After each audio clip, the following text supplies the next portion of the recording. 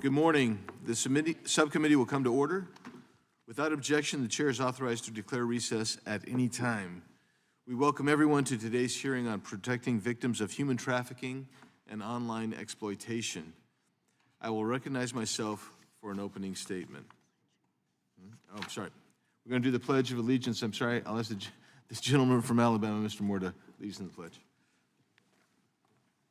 Pledge allegiance to the flag of the United States of America and to the republic for which it stands, one nation under God, indivisible, with liberty and justice for all. Thank you. I'll now recognize myself for an opening statement. I appreciate everyone being here today. We're here to continue an extremely important discussion on protecting the most vulnerable members of our population. Through the 118th Congress, our subcommittee held 2 victims-focused hearings. We passed 2 pieces of legislation out of committee, and one of them ended up being signed into law. I look forward to continuing this work in the 119th Congress by spotlighting how to best protect victims of human trafficking and child exploitation and give a voice to these countless victims. Human trafficking, specifically sex trafficking, is a heinous crime that tragically continues to grow in America. While international sex trafficking may be more widely known, domestic sex trafficking also persists in the United States. Traffickers even use social media to lure innocent people, including children, to become victims.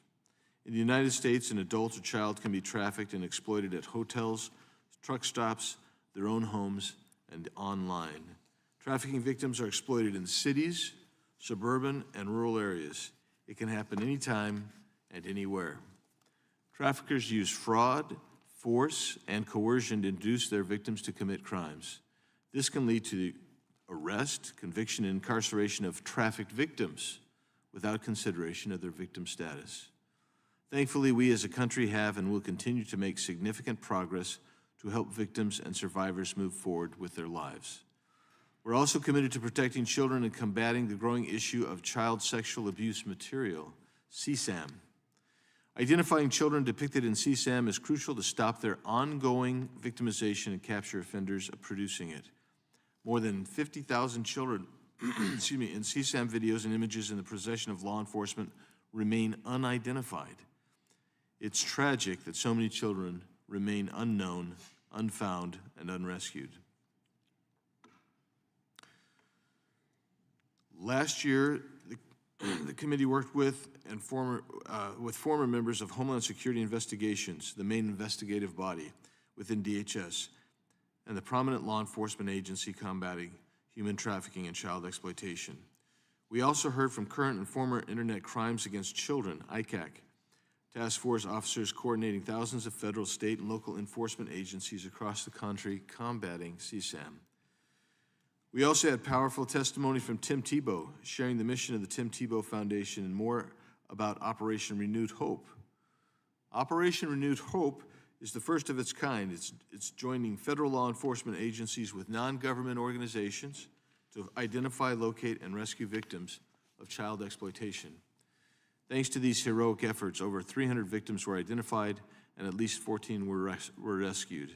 I understand Operation Renewed Hope is ongoing, and I hope more victims continue to be rescued and provided with the care they need and deserve. There is no question these criminals must be prosecuted. While there are many solutions to combat these issues, we must assure prosecutors are doing their jobs to put these criminals behind bars. I express my gratitude to the special agents of HSI and ICAC task force officers for their unwavering commitment to safeguarding children and liberating victims from the atrocities of these crimes. I also thank NCMEC and the Tim Tebow Foundation. These groups are leading the charge to identify and rescue victims of human trafficking and CSAM, and for that we thank you. Sunshine's the best disinfectant, it has been said. It is the best way to rid the world of these predators who abuse and exploit victims. We will continue our work to deliver hope to those who need it most.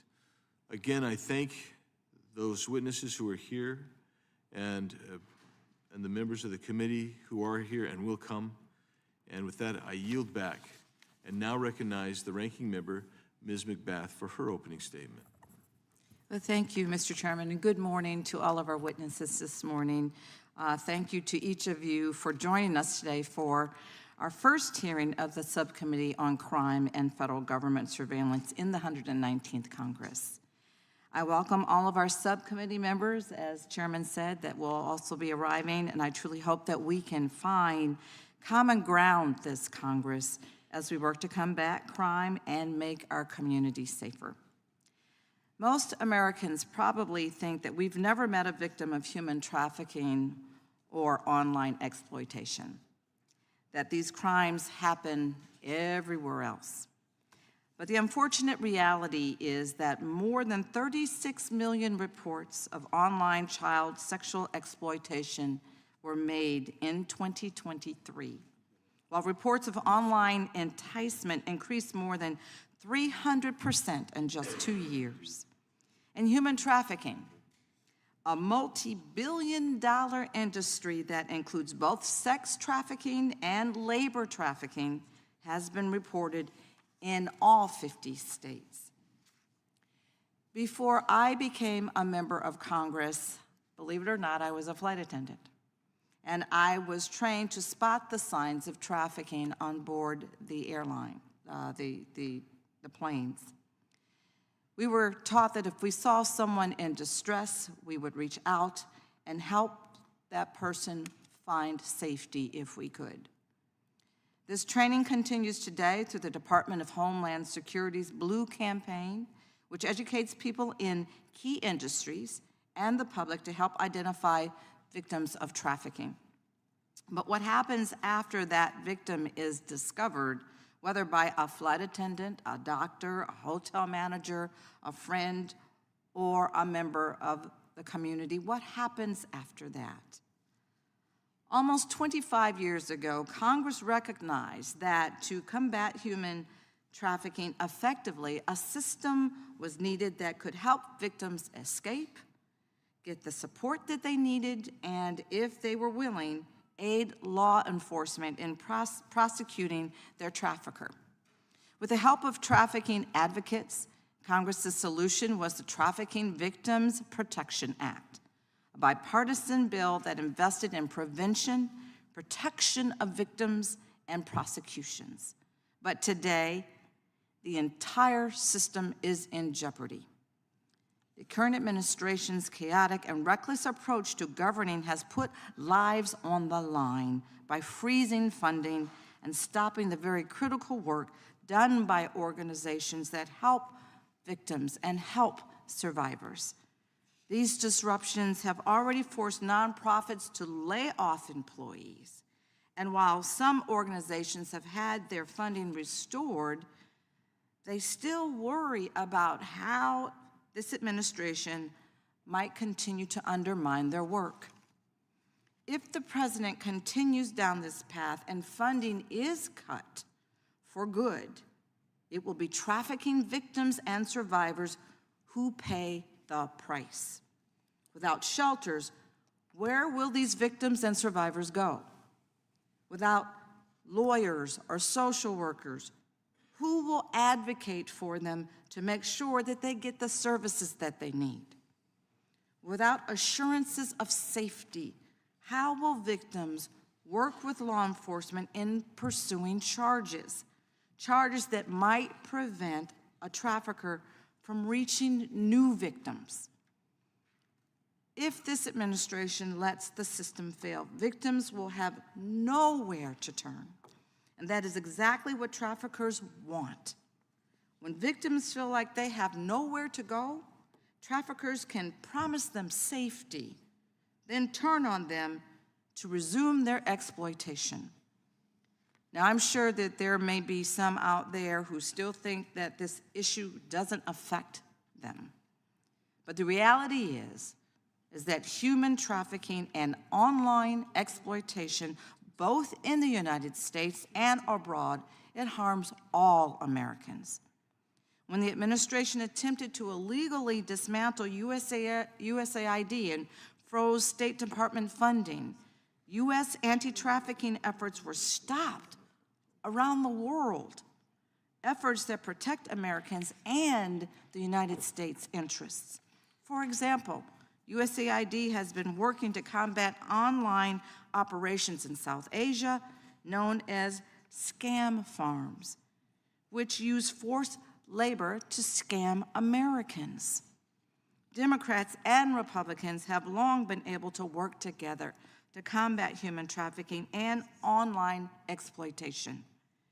At this moment, and I believe this is possible, but at this moment, we need our Republican colleagues to stand with us in calling on the administration to stop the chaos and stop the disruptions. Join us in protecting these very vital programs and organizations and their funding so that we can truly protect the victims and survivors of these reprehensible crimes.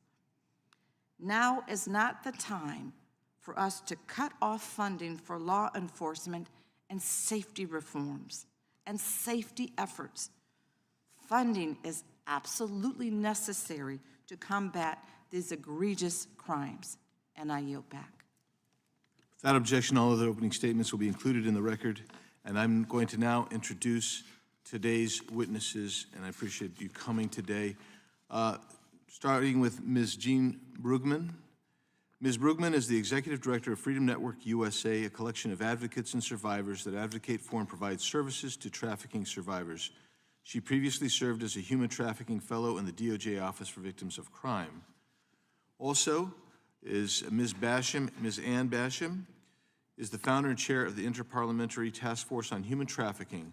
The task force is a consortium of members of Parliament and Congress, government leaders, and survivors from more than 25 countries who work to stop human trafficking.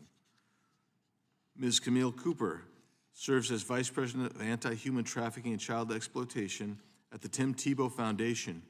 She's worked for over 20 years on issues including child protection, child exploitation, and child trafficking. She previously served for 13 years as the Director of Government Affairs at the National Association to Protect Children, a nonprofit organization dedicated to protecting children from abuse, neglect, and exploitation. And Ms. Sheri Lopez is a survivor of human trafficking and founder of Pearl at the Mailbox, a nonprofit organization that works to end child exploitation through prevention, education, and awareness. Her nonprofit is named for the woman who noticed that she was being trafficked and helped Sheri get free from her traffickers. We welcome our witnesses and thank them for appearing today, and we'll begin by swearing you in. Would you each please rise and raise your right hand?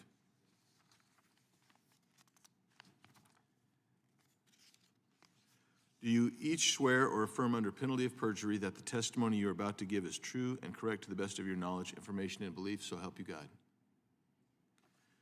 The record will reflect that the witnesses have answered in the affirmative. Thank you. Please be seated. Please know that your written testimony will be entered into the record in its entirety. Accordingly, we ask that you summarize your testimony in 5 minutes. Ms. Basham, we'll go to you first. Thank you so much, Chairman Biggs, Ranking Member McBath, and members of the committee. Thank you for the opportunity to testify today.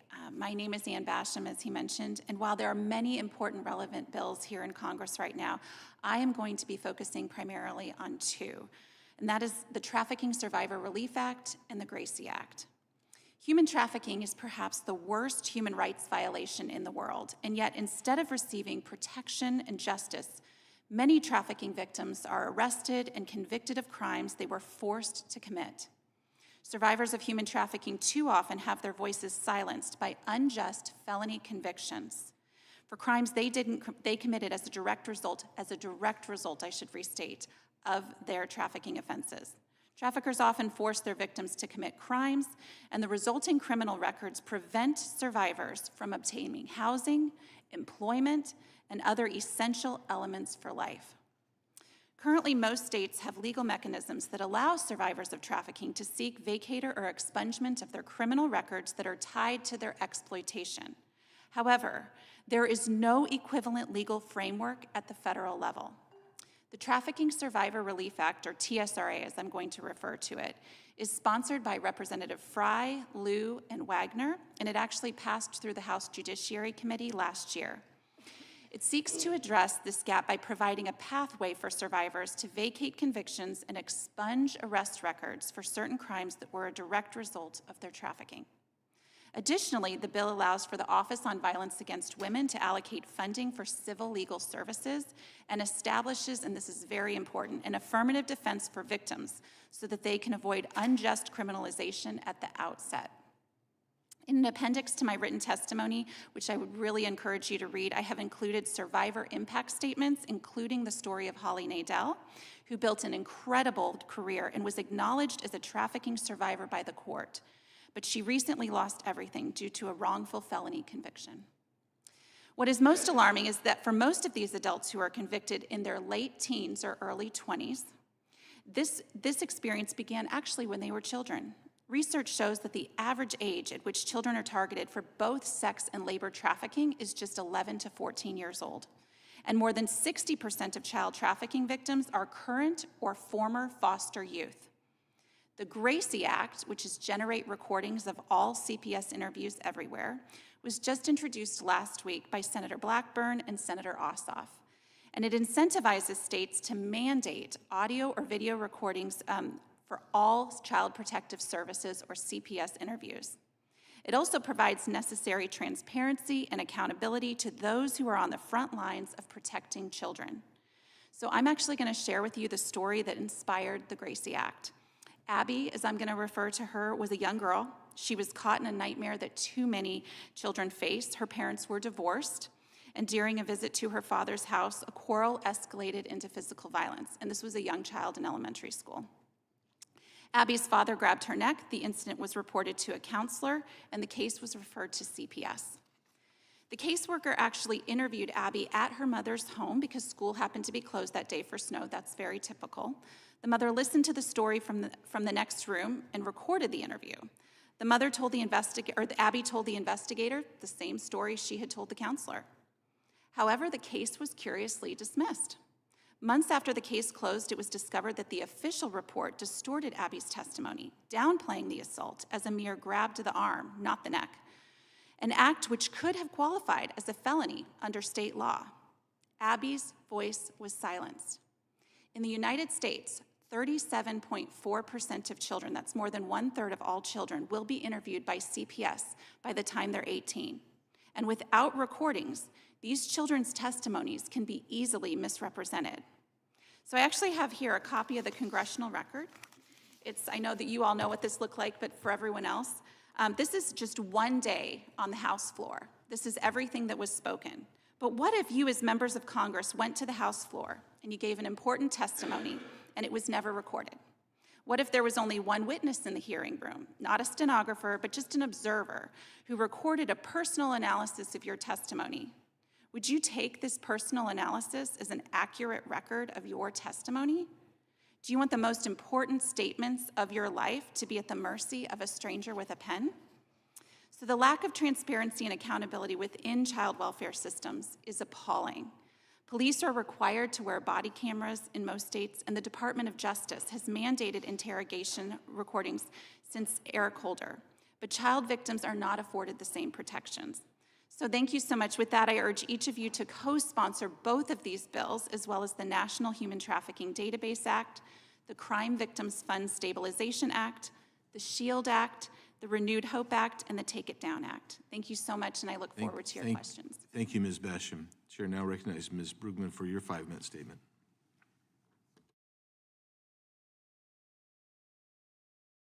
Your microphone, please. Thank you. Chairman Biggs, Ranking Member McBath, members of the committee and staff, and my fellow witnesses, thank you for the opportunity to discuss human trafficking in the United States. I'm Jean Bruggeman, Executive Director of Freedom Network USA, and an attorney with 25 years of experience addressing human trafficking. Freedom Network USA is the nation's largest coalition of anti-trafficking programs and a training and technical assistance expert. Our 98 members are NGOs and individuals. They are survivors, attorneys, researchers, teachers, doctors, and social service providers who work with over 6,000 trafficking survivors here in the United States every year. I've provided detailed recommendations in my written statement and will summarize those briefly now. Human trafficking is the result of policy choices. Industries like agriculture and domestic work, once dependent on enslaved labor, were left out of U.S. labor protections and are now rife with labor trafficking. Our immigration laws were established to exclude Asians and Africans. The criminalization of sex work was rooted in opposition to mixed-race couples. Enacting policies that protect all workers, value immigrants, and decriminalize sex work robs traffickers of their power.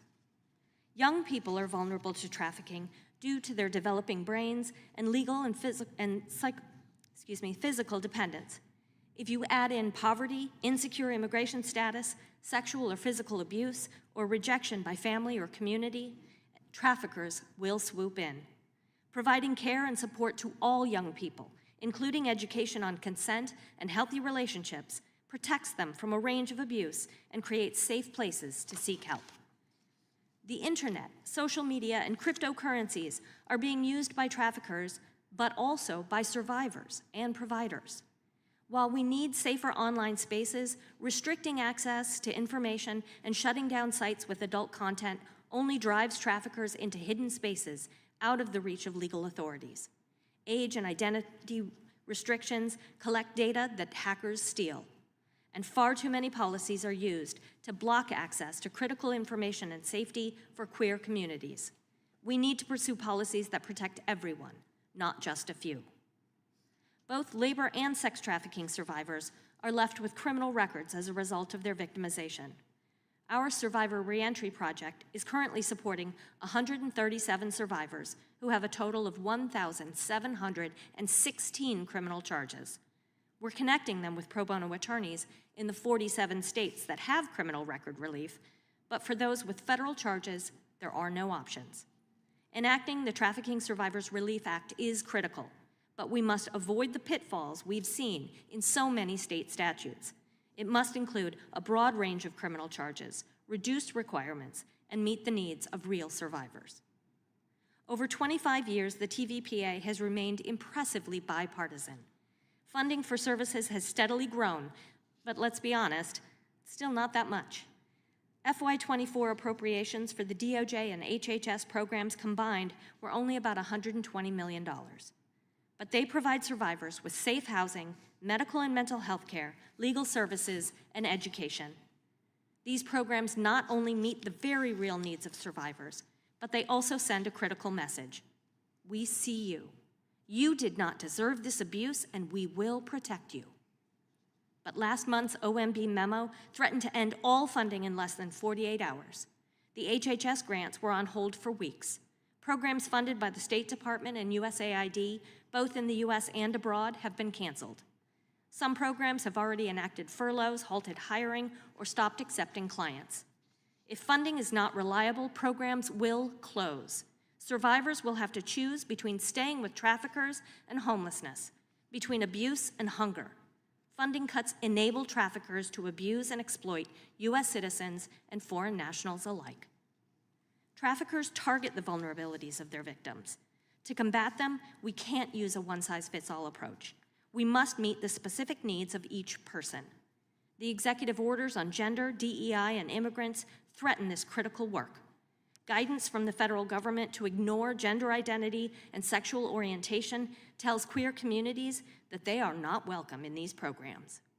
Eliminating services for undocumented immigrants leaves them dependent on the traffickers who control their visas and their debts back home. These orders are a blank check to traffickers and will lead to increased violence and abuse. Most anti-trafficking programs are embedded in community-based organizations like refugee resettlement agencies, runaway and homeless youth shelters, and queer community centers. They are a part of the fabric of our social safety net, and strengthening that net holds the key to not only supporting survivors, but preventing human trafficking in America. Thank you. Chair now recognizes Ms. Lopez for 5 minutes. Good morning, Chairman Biggs, Ranking Member Macbeth, and members of the committee. I am honored to testify before you today on protecting victims of human trafficking and online exploitation.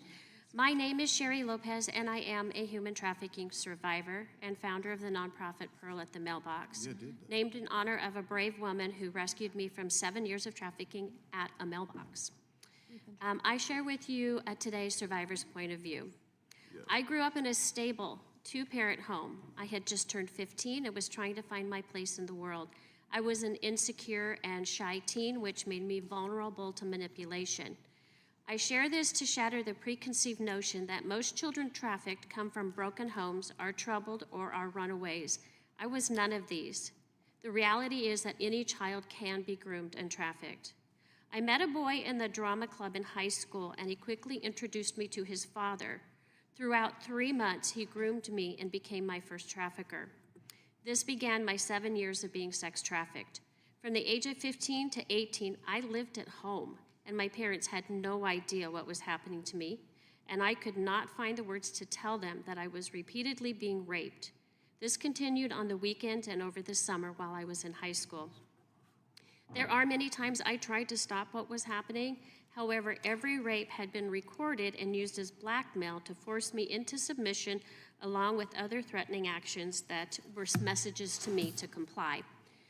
From the age of 18 until my rescue, I was flown across the United States and forced to do things I didn't want to do, but did because of fear of the consequences. And traveling on airplanes, nobody would have ever known I was a trafficking victim. Over time, my body operated on autopilot while I emotionally checked out to cope with the trauma. During my 7 years of being trafficked, I had 4 traffickers. One was a woman. See, a trafficked person has a shelf life. Once they are no longer useful to the trafficker is going to get rid of them, which could include being sold to another trafficker, such in my case, kicked out, resulting in many homeless teens, or they're going to be killed. Traffickers intentionally set out to destroy the will, heart, and soul of their victim and would not hesitate to take their life too if needed. When a victim gives up on life and their will to live is destroyed, the brain goes into self-preservation mode to keep the heart beating, even if the victim would rather die to end the abuse. Survival is in our DNA. Traffickers know this and use fear to gain and maintain control of their victim, beat down the will to live, and use the victim however it best fits the agenda of the trafficker. Human trafficker survivors are often the pawns of crimes masterminded by the traffickers and seen as throwaways who can take the blame. Many times, human traffickers are labeled as domestic violence victims and inadequately represented legally, and therefore easy to convict, a box that can be checked and a person to put behind bars, while the trafficker can afford better legal representation and receive a lesser charge or accountability for their role in forcing another person to participate in what they orchestrated. And let me share with you that it took over 25 years for me to grasp even what happened to me, to be able to put a name to it, and then it was anger that another person had the right to abuse another person in such fashion that I finally had to speak up. And now you cannot keep me quiet. I found my place in legislation. Last year, with the help of Representative Gress, I was able to get the Arizona vacator law updated and signed by the governor, which gives human trafficking survivors charged with prostitution or minor criminal offenses the ability to meet with a judge and potentially get those charges set aside. Also, I participated in a group with the help of Representative Bliss, Senator Bullock, and the guidance of Representative Wynn, which was Prop 313. And it was created by the Arizona voters on the ballot, and it was passed unanimously in the state.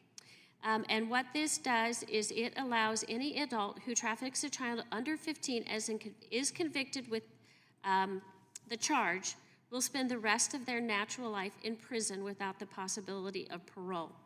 Why is this important? Because a trafficked survivor has a life sentence themselves. I will never get away from what happened to me. The life I had before is now gone. I respectfully ask that you support the Trafficking Survivors Relief Act. Doing so will give survivors hope that they can go forward and have a new life. Thank you. Thank you. Chair recognizes now Ms. Cooper for your 5 minutes.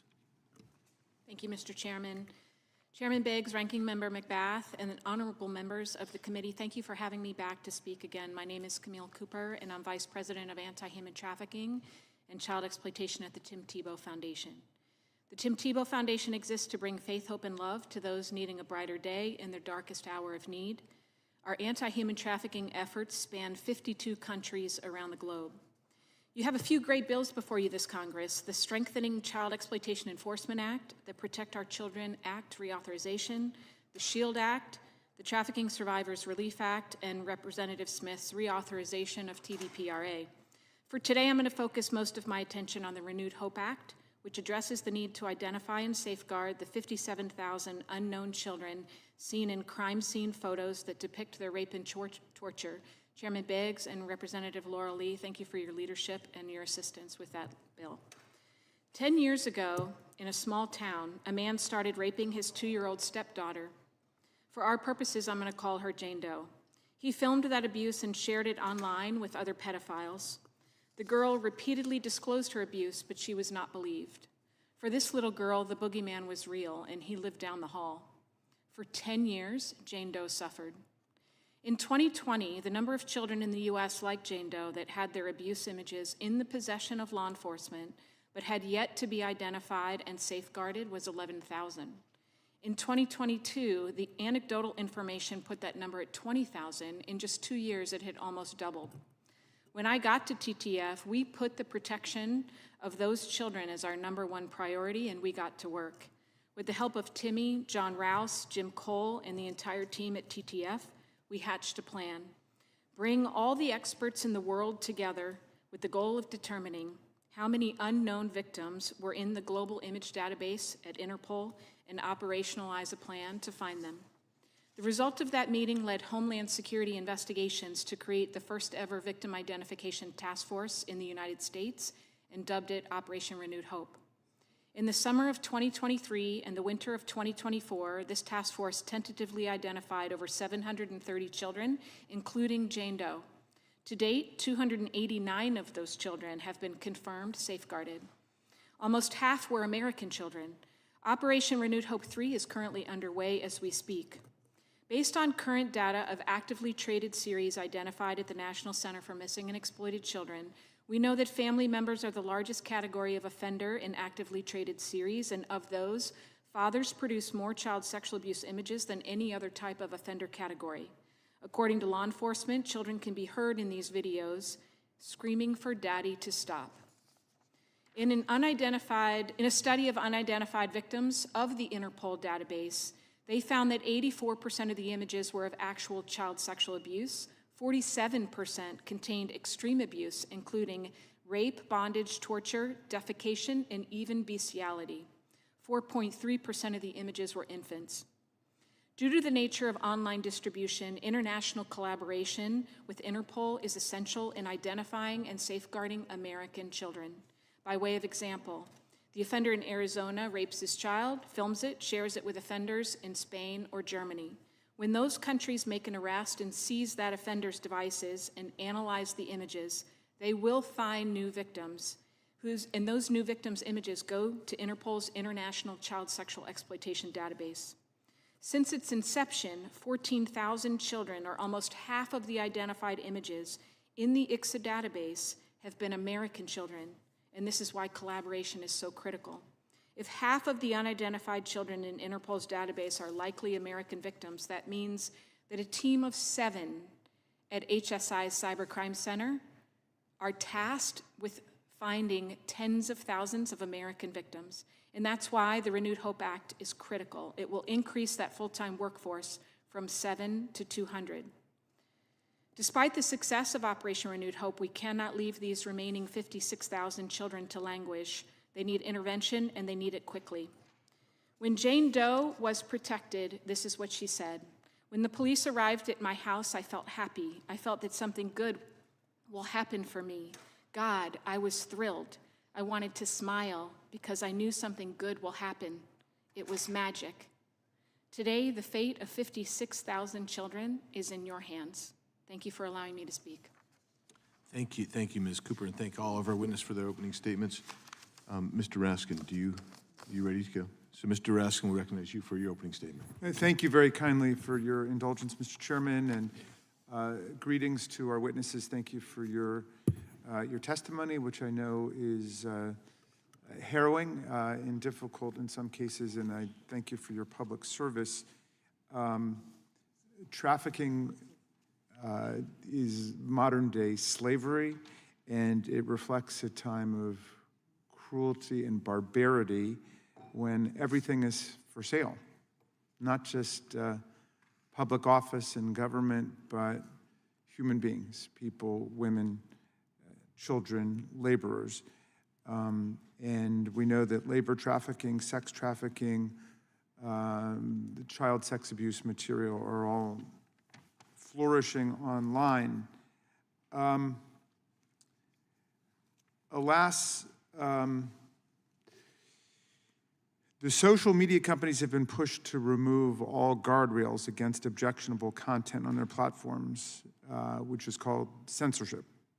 The result has not been a free speech utopia, but a dystopian nightmare. Social media has become a cesspool of scams targeting the elderly, cyberbullying aimed at children and linked to escalating suicide rates, misinformation exploiting the victims of disasters, natural and unnatural, racist and anti-Semitic hatred and vilification, and foreign disinformation and propaganda undermining democratic elections and social trust. And all of this has been a boon for the sex traffickers, while reduced content moderation has also led to an explosion of child sex abuse material online. So we want to prevent the government from becoming a barren hellscape like the social media platforms have become. We cannot allow them to dismantle the government programs and federal funding that actually protect children and teens and aid the victims of human trafficking. We rely on law enforcement and personnel from Homeland Security, the FBI, the Internet Crimes Against Children Taskforce program, which is a national network of 61 different task forces to target the people that are preying on children and women. Just last week, we learned that the Department of Homeland Security has ordered its entire investigative division, 6,000 agents, to stop focusing on drug dealers, terrorists, and human traffickers, and instead prioritize, you guessed it, immigration enforcement.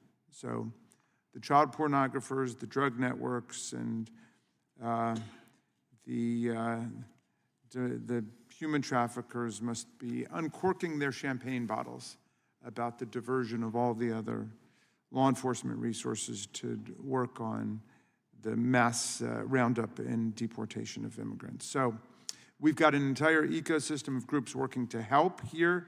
The National Center for Missing and Exploited Children, which receives 81% of its funding from the federal government, does an essential job without federal funding and not-for-profits, and there are people determined to dismantle the federal funding. NCMEC and those that support victims by providing housing, emergency shelter, food, clothing, and so on, may have a much more difficult time being able to find the victims and survivors, the people who are willing to cooperate with investigations and prosecutions. My bottom line is I want to thank you for everything that you all are doing, and I hope that we will invest carefully in the public programs and the funded not-for-profit programs that are actually working to confront this nightmare in our time. I yield back to you, Mr. Chairman. Gentleman yields back. I now recognize myself for my 5 minutes. Ms. Brugman, you're the Executive Director of Freedom Network, and so I assume you're familiar with your organization's finances and budget. That's correct. And will you please share with the committee the dollar amount Freedom Network received in grants from the federal government in 2023, please? If you don't have an exact number. I don't have the exact number in front of me. I think that was in my disclosure form. We do have currently 3 grants and 1 sub-award. They're 3-year awards, so the funding is received but is to be used over the course of 3 years. Yeah, and the 990 indicates that you received about $1.3 million, and that was about 87.7% of your funding. That's correct. Is that accurate? That sounds accurate.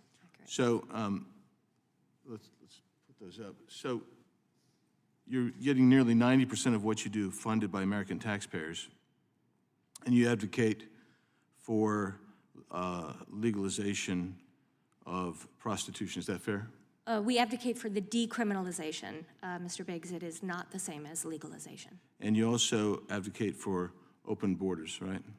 We advocate for a safe way to allow migrants to move, to attain safety and support for themselves and their children, And yes. so I have here a document from the National Center on Sexual Exploitation that protests your testimony today because the legalization or full decriminalization of commercial sex does two things: expands the trade, thereby expanding the demand for more prostitution, typically satisfied by manipulating vulnerable people, including youth and those experiencing poverty, homelessness, addiction, and undocumented status. And two, it prevents law enforcement from being able to identify sex trafficking victims, including minors.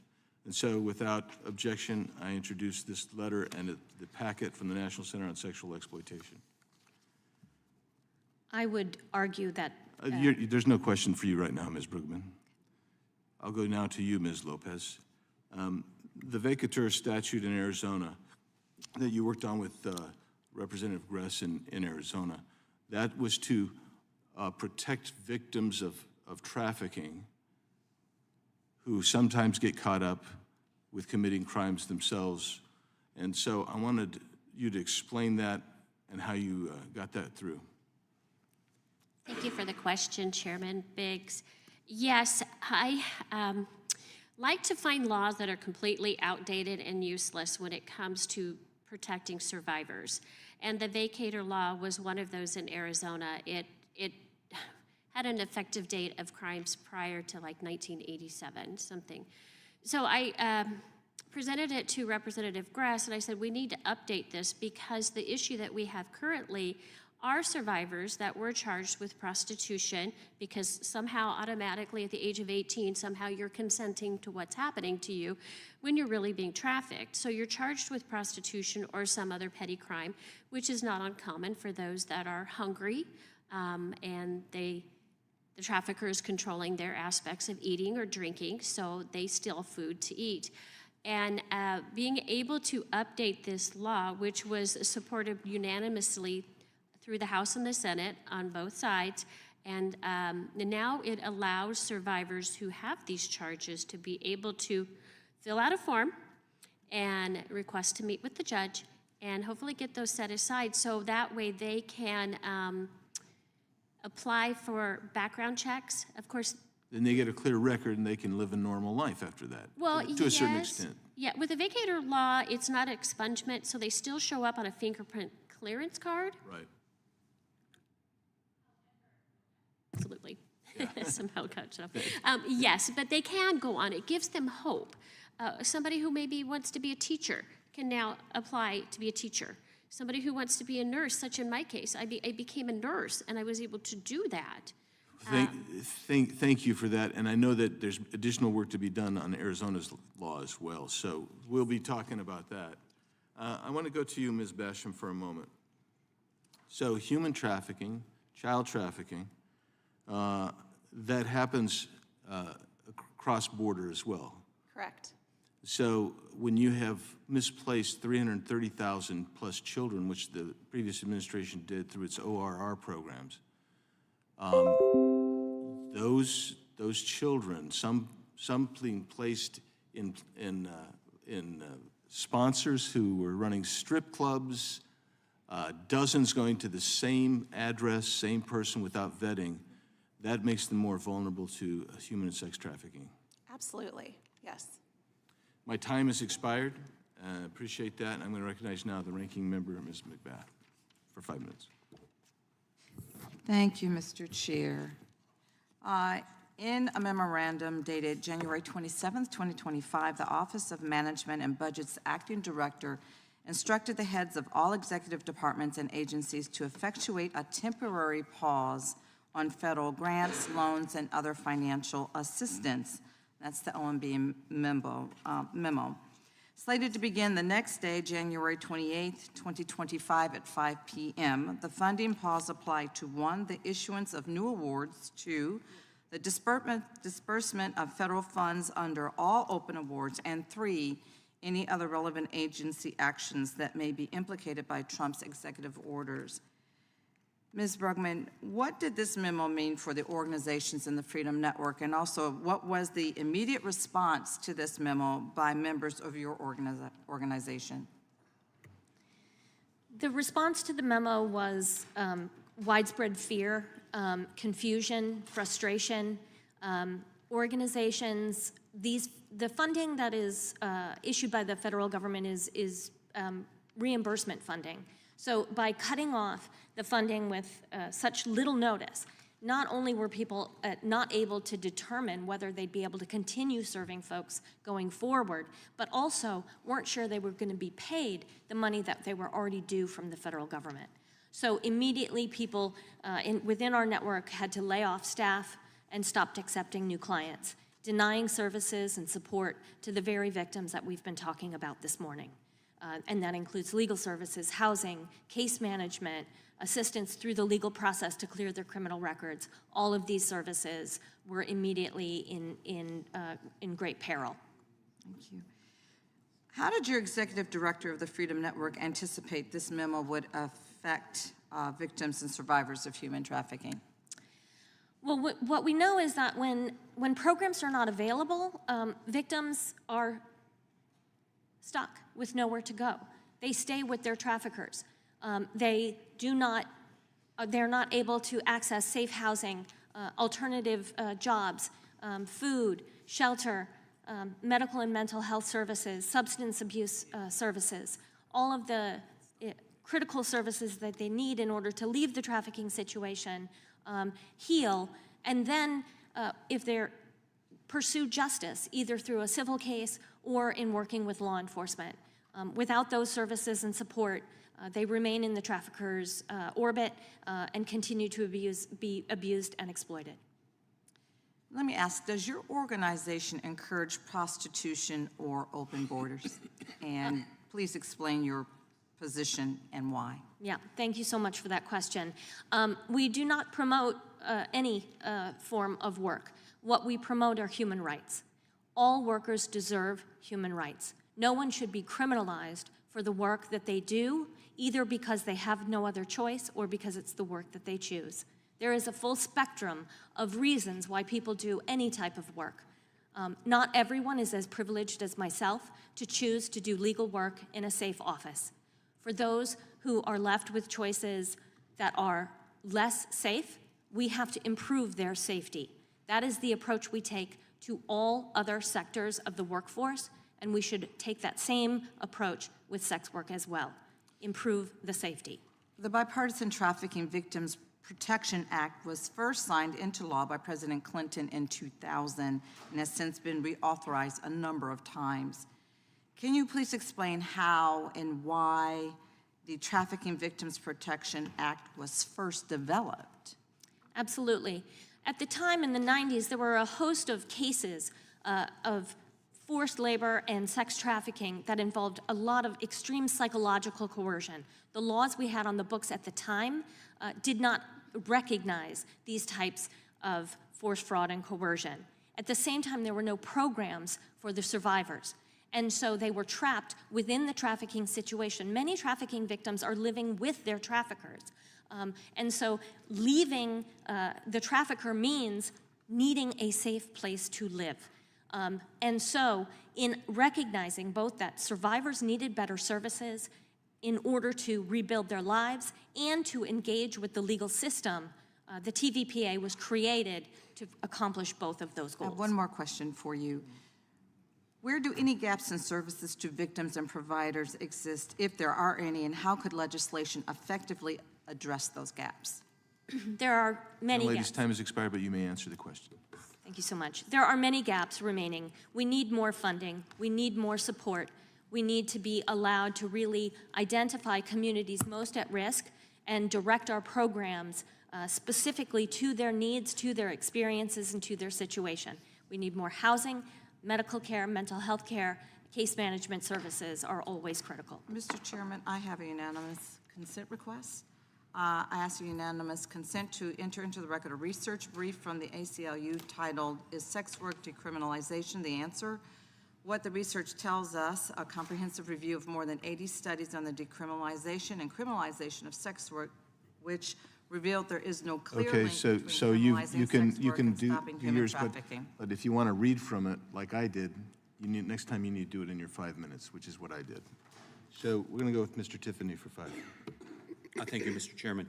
Ms. Cooper, how can social media companies help? You know, I view, especially with young males, that pornography is kind of a gateway drug to stuff like this that happens. How could the social media companies help?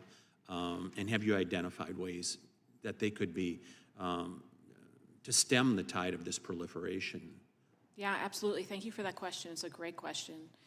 Under our current legal framework in the United States, social media companies have to report CSAM that they find on their networks, but only if they see it. So they don't have to proactively look for it, and I think that proactive detection is probably the most significant action that technology companies could take in this country to look for the material and then remove it. So that would be the first thing. The second thing is a lot of the social media companies like Meta provide encryption on their services like WhatsApp, and WhatsApp CSAM is proliferating across that particular application because it's encrypted and it provides safe harbor for pedophiles all over the world. Have any states taken action? First of all, I'm not sure the legality. Can they have any states taken action in this regard? Some of the states are looking at things like age assurance and age verification issues to be able to block content for minors. But then some states are looking at ways to be able to sort of block the efforts of the Internet Crimes Against Children task forces by preventing them from being able to collect what's called attribution data in their investigation. So you kind of have both things happening at the state level. It's a bit of patchwork. So we have some laws that have been passed, like in Utah, that have problems. And we have some laws that are passed in other states that are working towards like age verification. Thank you. Ms. Lopez, is prostitution a component of human trafficking in your experience? Well, it is a result of being trafficked. It's not a choice by the victim. But it's a component of human trafficking. It is, absolutely, Is that right? because somebody is paying for a service. Yeah. Is it helpful to your cause to encourage prostitution? No, It is not helpful. to encourage prostitution. Yes. That does not help No. to limit human trafficking. Is that right? Well, if you're saying that prostitution is okay, it opens the door for anybody to say, okay, well, I'm going to save this child who's 17, but looks like they're 21. Let's go ahead and prostitute them, and we're not going to be held liable. So in other words, legalizing prostitution is not going to be helpful to your cause. No, not at all. Ms. Basham, are you familiar with something referred to as rape trees? Microphone. No, not extensively. Okay, so when I was down to Arizona on one of the trips with Mr. Biggs, an Arizona sheriff shared how the gangs, if I recall this correctly, they would hang a woman's underwear when they would bring her in from a foreign country and when they were trafficked into the United States. Those were rape trees.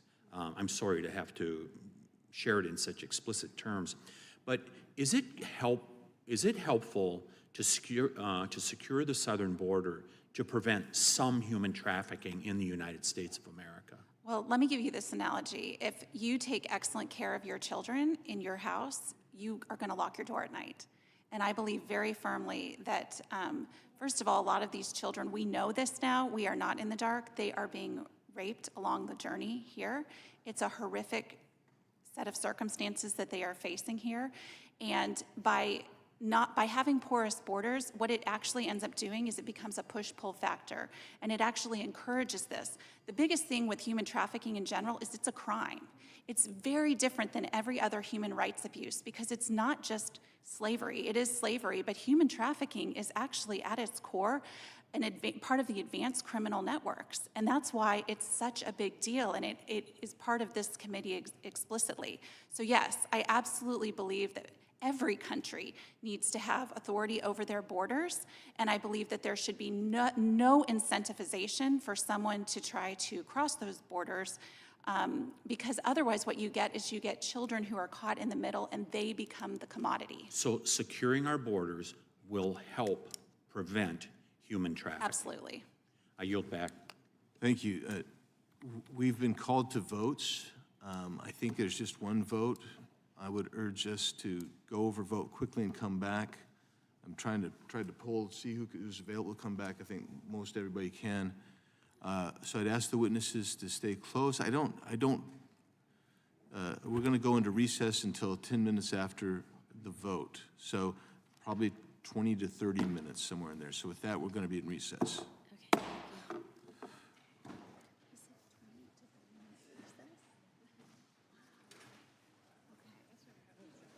I've never had that. I've never had that happen.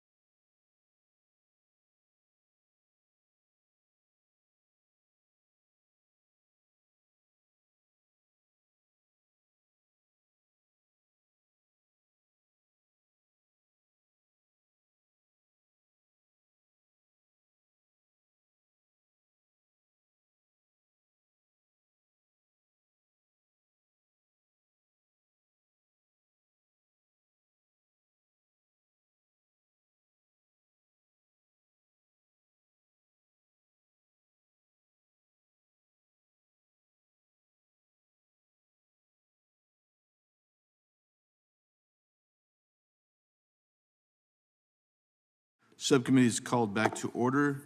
Others are on their way back from voting. Thank you for all for being here. And the chair recognizes the ranking member of the entire committee, Mr. Raskin, for his 5 minutes. Mr. Chairman, thank you very much. The most famous child sex trafficker of our time, I venture a guess, is Jeffrey Epstein, a man of extraordinary wealth, power, influence, and connection, a good friend of Donald Trump's, actually, and other politicians, who used his resources in order to exploit girls. I'm wondering if, Ms. Brueggemann, perhaps you could start, if you would explain basically how sex traffickers work and how they are able to get access to underage girls and to exploit them for their purposes. Thank you for the question. Sex traffickers work in many different ways to target vulnerabilities of the individuals they're targeting to exploit. So for young people, it's often through grooming, through approaching them and offering things that they're not getting at home. Whether so in his case, he had a woman, I think her last name was Maxwell, who worked with him, and then she would procure the girls by giving them gifts of money or clothing or invitations to parties, that kind of thing. My understanding is, yes, that there were people were being approached and offered financial rewards and benefits, an opportunity to come to parties, but we're not told exactly what was being expected of them, what would happen once they arrived, and then they had difficulty to not consent to what was happening and were entrapped in that situation. Yeah, and so they tended to be poorer or vulnerable from a more, like a broken home or dysfunctional family situation, right? Yeah, I think what we've heard from our witnesses is that people are targeted in different ways. So it might be because they were low income, it might be because they have an insecure immigration status, it might be because they're queer and not being respected by their communities, it might be because they're seeking validation and love and attention. So there are lots of ways to target folks. Okay, so you had an interesting colloquy about the law of prostitution. I know that's not what this is about, but I'm just wondering, did the law criminalizing prostitution and putting women in jail for prostitution help any of the girls who were trafficked by Jeffrey Epstein and his network? Exactly, no. The criminalization of people engaging in the selling of sex does not help anyone. It makes them more vulnerable, more at risk, and unable to come forward for assistance if they do experience abuse and exploitation. And the criminal records, as we've heard, follow them throughout their entire lives. Okay, I've got an article I'd like to submit for the record about Elon Musk's business empire is built on $38 billion in government funding. Without objection. If I could, from the Washington Post. That's a lot of money. People are getting a lot of money from the U.S. government for different purposes, and I hope that our oversight committee will be able to ferret out the waste, fraud, and abuse in a lot of these programs, But how much money, you were asked the question, how much money does your organization get? And I know you're a consortium of how many different organizations? Right, so we do have 89 different members. We also have staff ourselves, so we receive direct federal funds in order to run a program to help survivors clear their criminal records. We provide training and technical assistance to housing providers, and we're also working on other training and technical assistance programs, and then our members have different funding that they get directly. And so how much money did you get in government grants and funds? So we get the amount, as Mr. Biggs pointed out, I think it was around $2 million in that one grant billion? year. Million. Oh, 2 million, No, okay. yes. Because I was talking about Musk with 38 billion, and you said Nice. 2 million for all of the consortium of... Over a period of 3 Okay, years. so perhaps I come to you, Ms. Lopez. What would the effect be of actually demolishing government funds, grants to all of these organizations? There are some people who just want to shut it all down, and what would that mean? I can't speak to other organizations, but I can tell you Pearl at the Mailbox will never accept government grants. And how come you don't accept government grants? because we want to be able to continuously employ the people that we choose to employ, and we don't want to be beholden to another agency that tells us what to do. Okay, and Ms. Cooper, what do you think the effect would be of a shutdown in government funding? Well, I think anti-human trafficking and child exploitation efforts have been historically underfunded. So really, we need more funding for enforcement efforts, for demand reduction. But I think that it's really important to clarify that there's good funding and there's bad funding. And good funding needs to go to support law enforcement. It needs to go to support survivor care. It needs to go to support legal services. But bad funding would be funding that supports the full decriminalization, and that means funding that supports decriminalizing brothel keeping, pimping, and sex buying. What we need is an increase in efforts to enforce those third-party profiteers that profit from prostitution. Thank you very much. Gentleman's time has expired. Now recognize the gentleman from Alabama, Mr. Moore. Thank you, Mr. Chairman. Appreciate all the witnesses being here today. You know, I understand Pam Bondi said that they're going to release the flight logs of the Lolito Express, Jeffrey Epstein's planes coming out today, and we're asking for them to be unredacted. We want to know who was on the flights. I understand there were 200 victims in that process. We will indeed get to the bottom of that. I'm grateful President Trump has the courage and the willingness to put the names on a list and let everybody know what was going on this island that Epstein owned. But anyway, Ms. Basham, can you maybe break down the funding the trafficking funding that was put in by 45, President Trump, as opposed to the Biden administration? What were the differences in the budgets we spent on anti-trafficking between those administrations? Do you know off the top of your head? Yeah, I know some of that off the top of my head. And so just as a background, I did used to work at the Department of Justice, was in senior leadership there, actually at the Office for Victims of Crime, which is the largest federal funder of domestic anti-trafficking efforts in the nation. So I can tell you this, that under the last year of the President Trump's administration in 2020, it was allocated that over $100 million in a single fiscal year just from the Department of Justice for domestic anti-trafficking efforts. This is the largest ever given in any administration. And I do agree with Representative McBath when she said at the beginning that anti-trafficking efforts need to be prioritized. That's absolutely the case. Additionally, $35 million was allocated for shelters. Shelters, as Ms. Bruggeman mentioned, are one of the most essential parts to the recovery of survivors of trafficking. They are the foundation. We have got to have funding for shelters. Since that time, the funding has dropped to about half, many years less than half of that $35 million, and it has never come back up. And that's with inflation. That's with soaring inflation. The Biden administration, even with inflation, cut funding to less than half than what President Trump was spending. So explain to me the shelter. Now, how is that such an integral part? You don't have to go in detail because I got some other questions I want to ask Ms. Cooper and some of the others, but how does that help the process? Does it just get folks off the streets? Is that kind of what happens? Yeah, you have to have safe shelter. Any survivor of trafficking, a lot of times when they leave, they are in a very dangerous situation. They need a place that's safe, and they actually need a place with wraparound services so that they can fully recover and then move on with their lives. And that usually takes at least a year, sometimes 2 years for long-term care. Ms. Cooper, you mentioned the unidentified 56,000 children, I believe was the number you told us, where these kids, we know they've been victimized by family members or whatever the case may be, which is incredibly tragic. Do you think facial recognition will help? Is that something down the road that our law enforcement agents will be able to use to try to identify these children and get them out of those harmful situations? Yeah, actually, facial recognition is a game changer for that purpose because children's faces are in the photographs, and I think that it's led to quite a number of successful identifications and rescues of children that have been seen in that database. So Homeland Security investigations, the FBI, all of our federal and state partners need to be able to have permission to use that technology. It's a game changer. Good. How much money do you get, or your organization, the Tebow organization, get from the federal government? Nothing. Not a dime. But y'all are, what, $30 million a year, I think, is your budget, is that right? Yeah, our budget's significantly higher than that because we do have some organizations that are sort of subsidiaries of us. So I think that right now we're at about $50 million. Thank you, and tell Ms. Tebow we appreciate your efforts. Ms. Lopez, Pearl at the Mailbox. Wow, what a name. Tell me, how does that work?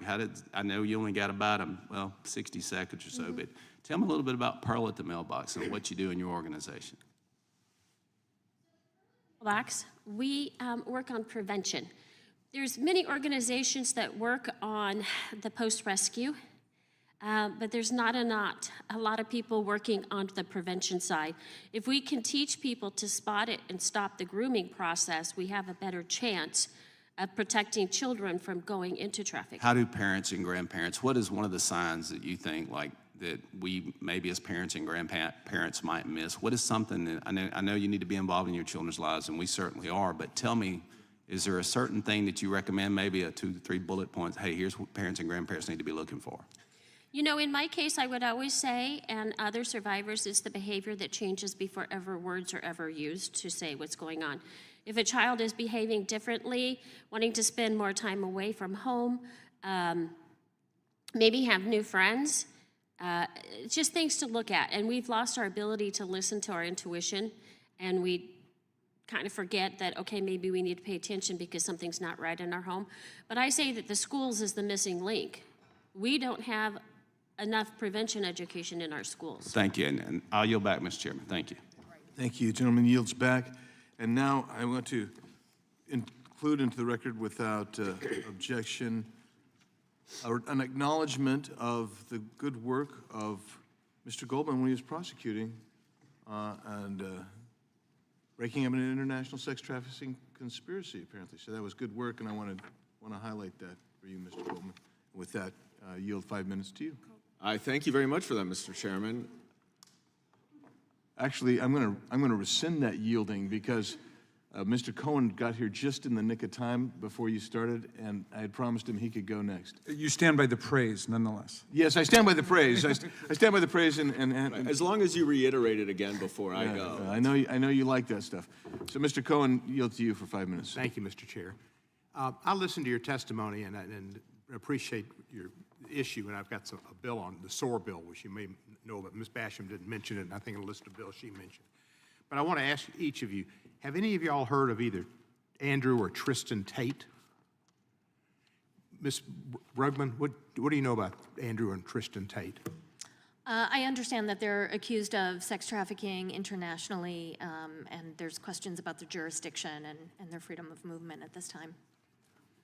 Thank you. Anybody else know about them? Ms. Cooper, what do you know about them? I just am aware of what I read in the news, that there's several cases pending. And they are social activists and whatever they call them, influencers. Influencers, correct. Right, and they were, they're no longer having the travel restricted. They were allowed, given the U.S. passports back today, and they flew on a plane allegedly straight to Fort Lauderdale. There is allegations that there was involvement from our administration, the Trump administration, that got Romania and pressured Romania to release them. They've got some pretty serious charges against them for rape and sex trafficking in Romania and also, I think, in England. What do you think the odds of them returning to Romania are after they've been released with their U.S. passports? Ms. Brugman? My assumption would be very low. Yeah, thank you. And anybody else have an opinion? Well, that just happened today. It's pretty startling what they've done. They're dual U.S. Canadian, UK citizens, and not good folks. Let me ask you, are you all familiar with, where's my, here I am. Are you familiar with any grants that have been restricted by the Trump administration here in the executive orders that affect your particular area, Ms. Brugman?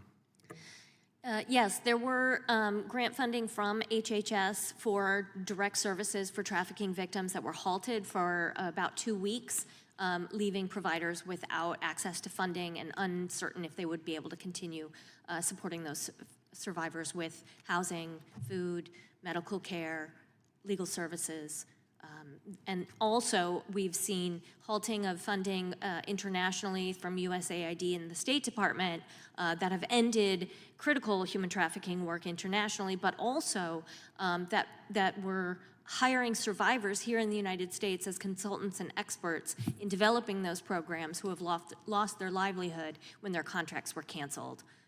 And this would be damaging to arresting sex traffickers in the future, would it not? Absolutely. Without building that capacity and that expertise based on the knowledge of survivors, we're unable to actually effectively stop trafficking, labor, and sex trafficking. Any restriction, any halting, any stopping of that work, of that critical work, is a gift to traffickers. Any of the other ladies familiar with any grants that might be held up? No. Ms. Brugman, you've been an expert in this. Do you think your being an expert in this area makes you more likely to be aware of these issues than if you were an expert in rocket propulsion or electric cars? Yes, of course. Thank you. The DOJ office that administers the Office of Victims of Crime and the Office of Violence Against Women and the Office of Juvenile Justice and Delinquency, all of which fund important anti-trafficking exploitation programs, they've been threatened to be slashed as well. Are you familiar with that? Yes, sir. We're very concerned about the ideas that those offices, the staff would be slashed. We need those staff to help administer these grants and make sure that the funding continues to move forward, that everything is reviewed, and programs are provided with the support they need. And when we look at budgeting, and we've been given by the judiciary areas of over $100 million to look at budgeting, do you think these areas are more important to stop sex trafficking than building a border wall? I do. Thank you. I'd like to mention my bill that I had introduced to reauthorize the SOAR Act, which was to give people training to identify people that have been sex trafficked. It was law. We got it passed through the House. It stopped in the Senate for funding problems, but it's been reintroduced. And I hope that y'all would encourage your senators to support it. It failed last time for whatever reason. And the House had passed pretty much unanimously. It was successful between September 2017 and 2023. They hosted more than 200 events and trained over 260,000 healthcare professionals across the country. So thank you very much, and thank you for your testimony. Gentleman's time's expired. Chair now recognizes the gentleman from California, Mr. Kiley. Thank you, Mr. Chair. Thank you to the witnesses for your testimony. As we've held hearings on this topic the last few years, the numbers, the scale of the problem continues to be absolutely horrifying, and it's particularly alarming, the prevalence of these horrors here in the United States and the number of victims. I do think there is some cause for encouragement that we have an opportunity to start to turn a corner and to help prevent these crimes and to help victims and to stop there from being even more victims going forward. One reason, of course, is that we have an entirely different situation at the border, which was connected to this problem. A second reason is that I think there is a growing realization that we need to use the full force of the criminal code to hold traffickers accountable. I'll give you one quick example of that. In my state of California, there was a bill that said, well, I think we should classify trafficking of a minor as a violent offense, as a serious felony. Incredibly, the state's Assembly's Public Safety Committee initially voted not to do that. They said, no, this is not going to be considered a serious crime. However, the public backlash was so great that they eventually reconvened and held a re-vote, and that bill made it all the way through and was signed into law by the governor. So now it actually is considered a serious felony with real consequences in California. And I think that there's more we need to do under both state law in California as well as under federal law. A third area that is very important and was mentioned by Ms. Lopez is education. And actually a good law that we have in California is one that is designed to promote prevention education in schools. There's an organization based near my district, Three Strands Global, that has pioneered a lot of very good education efforts in classrooms. And then finally, I've introduced the National Human Trafficking Database Act. This is a piece of bipartisan legislation. Mr. Johnson on this committee is a co-author. What this would do is establish a national human trafficking database at DOJ, as well as incentivize certain state law enforcement agencies to report to the database. And so reported data would include data that indicates the presence and prevalence of human trafficking for every county and every state, the names of all anti-trafficking organizations operating in each county, the total number of state-level human trafficking organizations collected in coordination with local DAs, and then, as I mentioned, it would also incentivize states to submit this data by directing DOJ's Office for Victims of Crime to award grants to states to collect and submit the data, authorizing $50 million per fiscal year. I also want to thank Ms. Hageman, also on this committee, for authoring this bill with me as well. So I believe, Ms. Basham, you mentioned this issue in your testimony. So maybe if, Ms. Lopez, if you wanted to just expound on the education, the importance of the education piece of this, and then Ms. Basham as far as the data collection goes.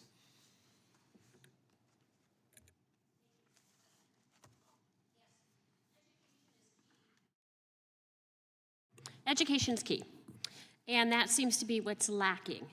And if you spend resources to educate individuals about what human trafficking is and the grooming process that leads to trafficking, people have the ability to understand it. We teach our children how to drive cars, and it's a process before they get a license. So why are we not teaching the children how to spot when somebody is trying to harm them, such as a predator, whether it be in person or online? That is lacking throughout all of our country, and specifically in Arizona, we can't get these programs in our schools. So we need to focus on education for prevention purposes. Thank you so much. There are two key reasons why data is important, and specifically this National Human Trafficking Database Act.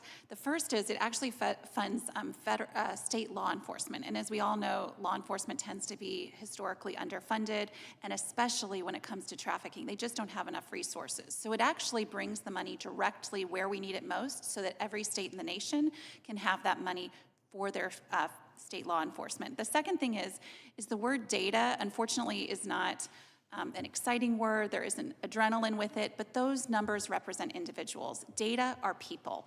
And so every single number is a person. And the number one biggest gap, in my opinion, in trafficking is that victim identification. It sits at about 0.4%. So over 99% of victims are never identified.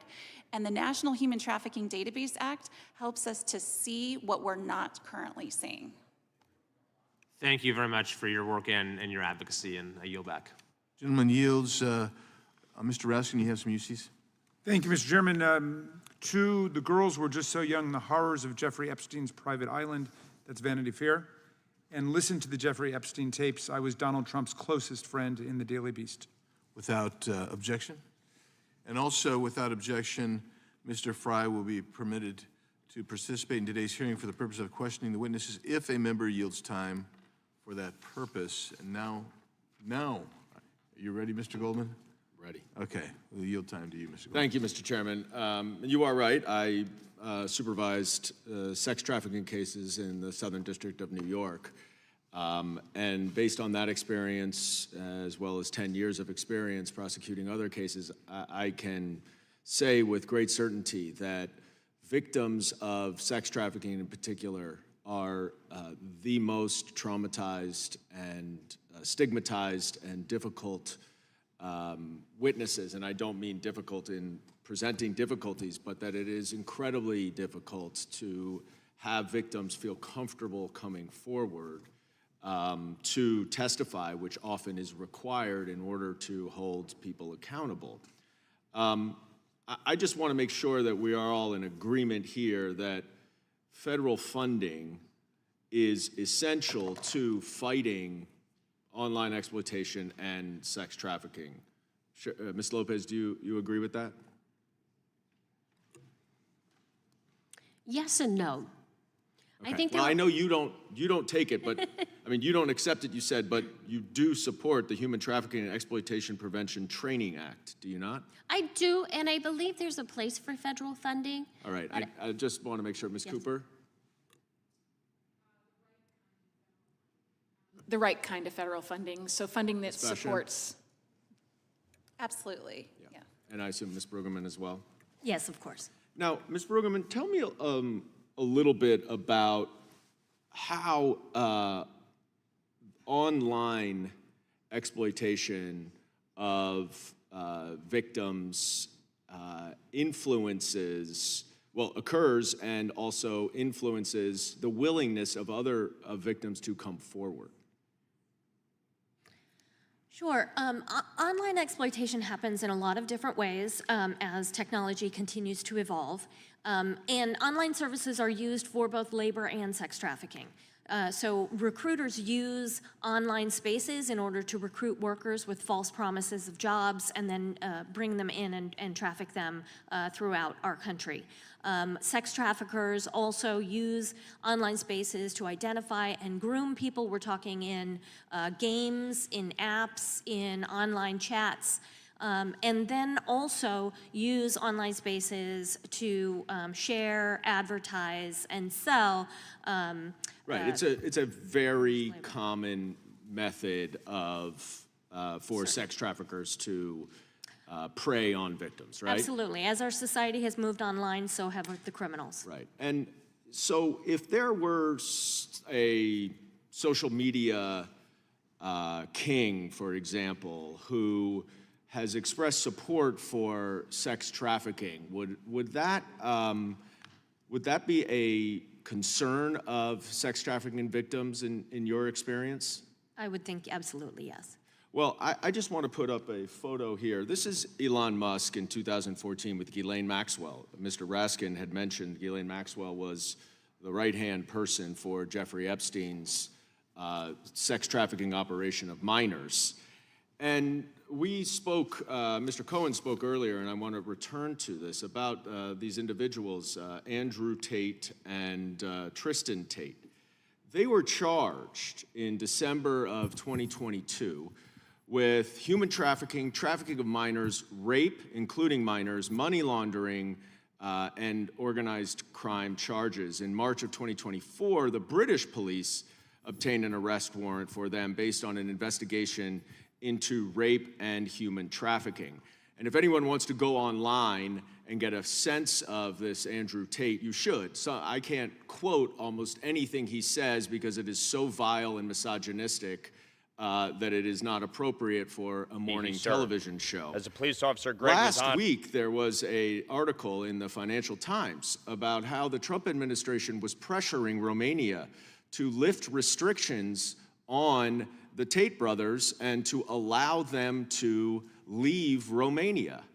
And lo and behold, what do you know? Just today, they were released from house arrest, given their passports back, and flew on a private plane to Florida. And I can assure you they will never return to Britain or Romania to face these charges. For 5 years, Andrew Tate's account on Twitter was banned. But when Elon Musk took it back over in November 22, he reinstated him and gave him a social platform to continue their sex trafficking and their illegal conduct. And Mr. Chairman, I think we ought to take a very close look at these social media companies and their role in the online exploitation of sex trafficking. Thank you, gentlemen's time has expired. Chair now recognizes the chairman of the whole committee, Mr. Jordan. Thank you, Mr. Chairman. Appreciate you having this hearing today. And I'm going to yield my time to the gentleman from South Carolina. Thank you, Mr. Chairman, and thank you, Mr. Biggs, for having this hearing. I want to dive in. Ms. Basham, you dedicated most of your career to combating human trafficking, and I think no one would question your expertise in this field. How many human trafficking cases are prosecuted at the federal level in this country? Yeah, so in 2023, it was around 1,000, and the year before that, it was around 1,600. And during these prosecutions and your review of them, do you think that there are adequate protections for victims of human trafficking who may have been forced to commit nonviolent crimes by their traffickers? No, there's a huge gap.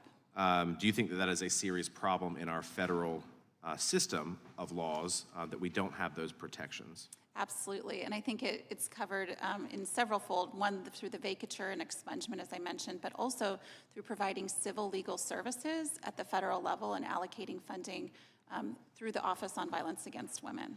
So that being said, this year, I reintroduced the Trafficking Survivors Relief Act, along with colleagues that really span the ideological spectrum. This is a truly nonpartisan piece of legislation. Is there, with that particular legislation, would that close some of the loopholes in our legal system and provide adequate protections for victims?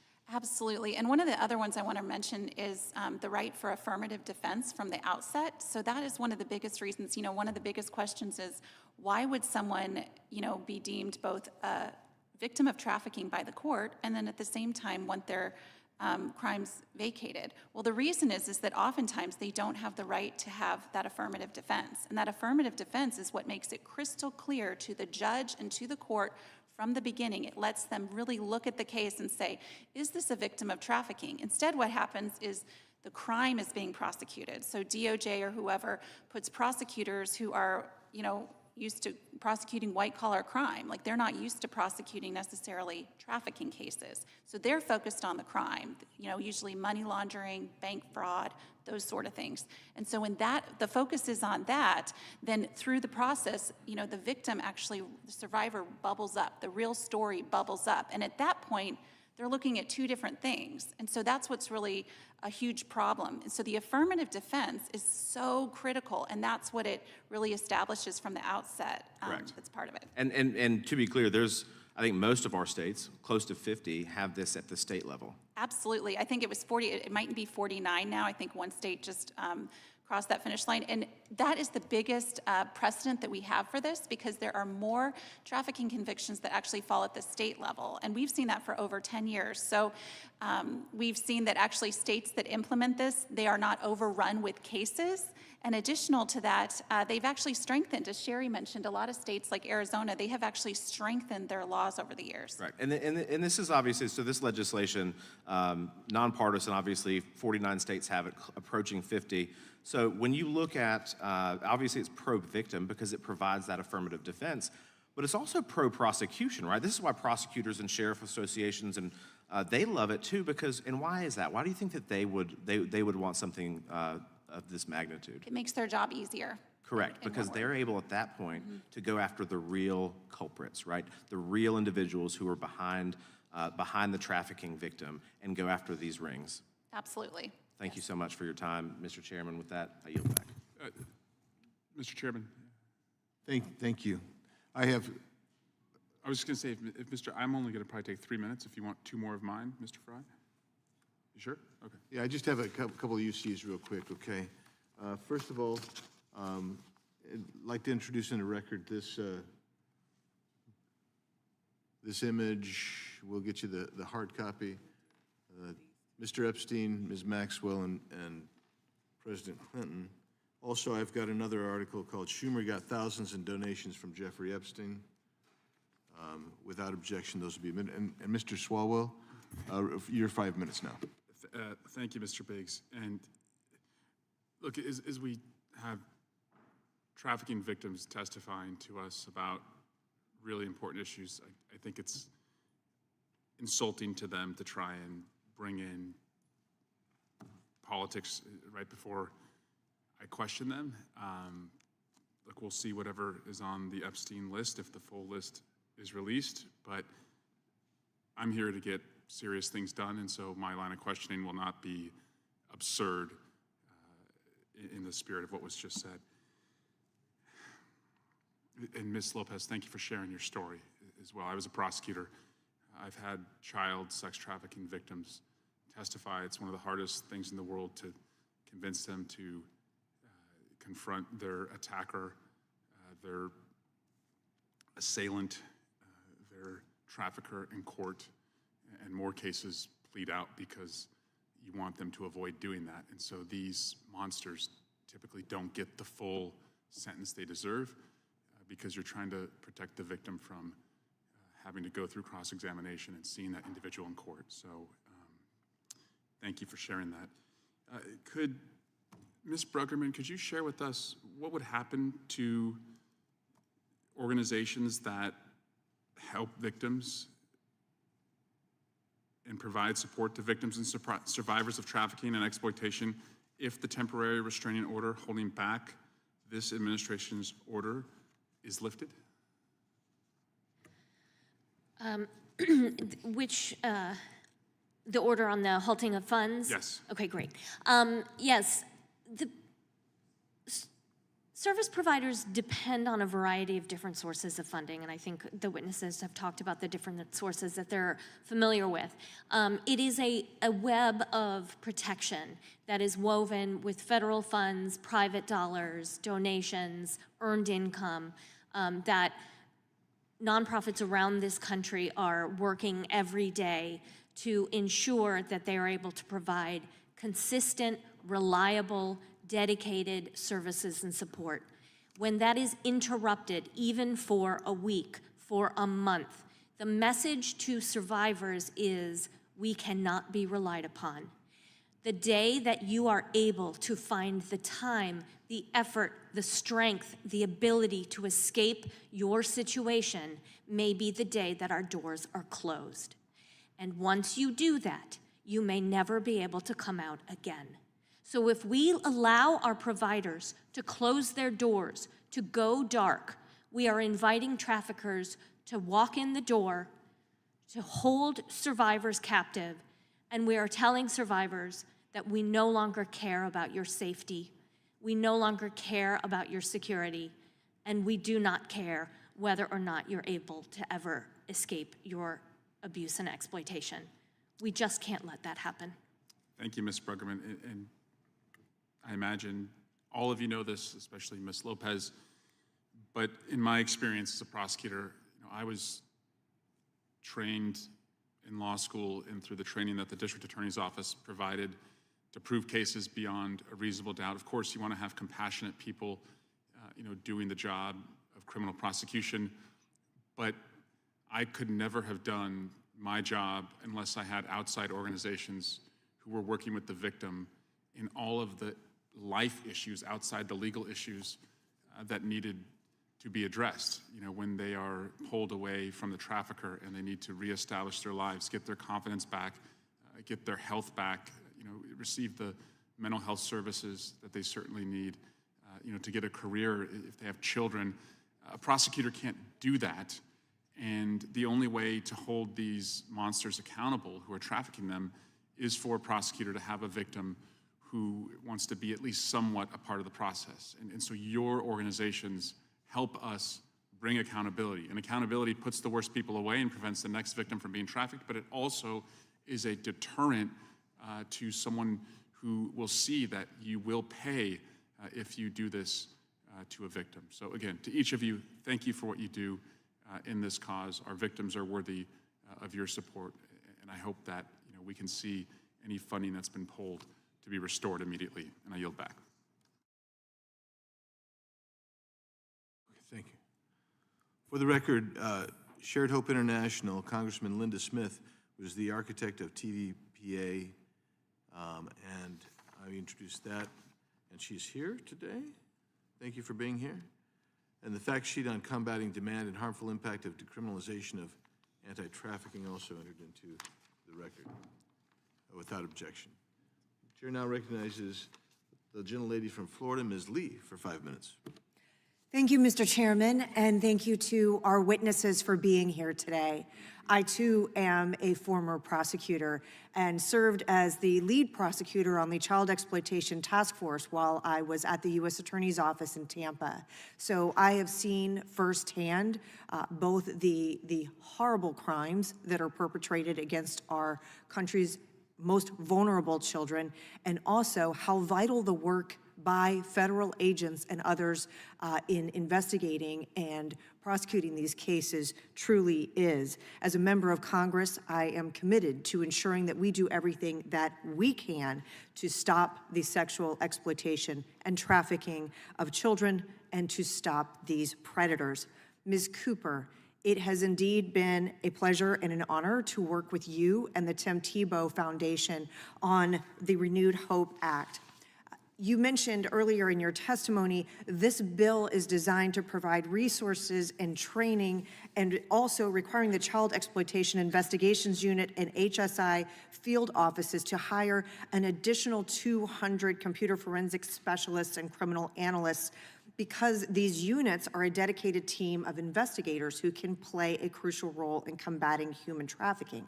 I appreciate the bipartisan support of many members of this committee and the chairman's leadership on this legislation.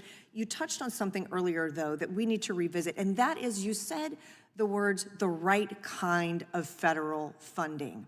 So clearly, the Renewed Hope Act, to find these specialists and add to them to supplement the team doing this important work, is indeed adding additional federal employees of a certain type and specialty who can help rescue these children and stop these predators. But I'm interested, Ms. Cooper, how much does the Tim Tebow Foundation receive in federal funding?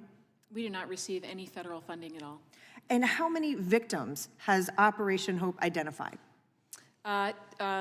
Tentatively identified 730 and safeguarded and, rescued, I believe it's 289.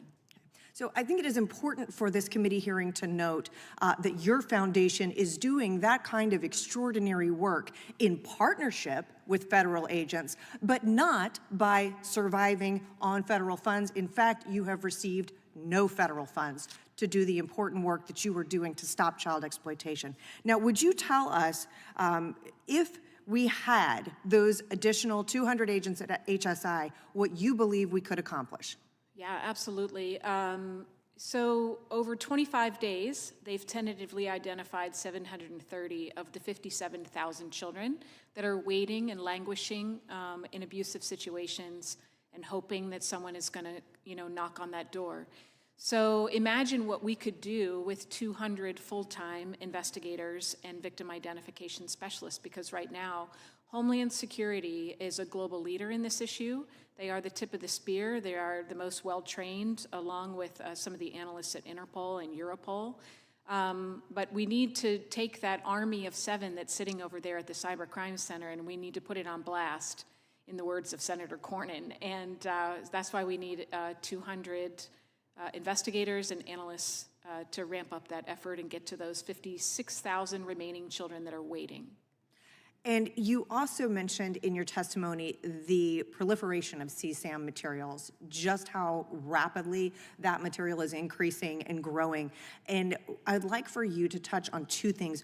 One is why these federal investigators, why this is important that it sits at HSI, and also the urgency of us actually enacting this legislation, getting this done, and getting it signed into law.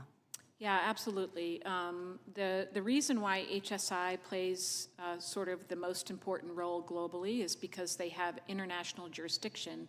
And the nature of child sexual abuse material is that it crosses both state and federal and international lines. And so the offender who is raping their child in Ohio is going to share that image with someone overseas in a country, and they may share it with someone in a country that does not have good diplomatic relations with our country. And that's why HSI's partnership with Interpol and Europol is so important, because not all countries want to share their data directly with the United States, and they need a neutral third party.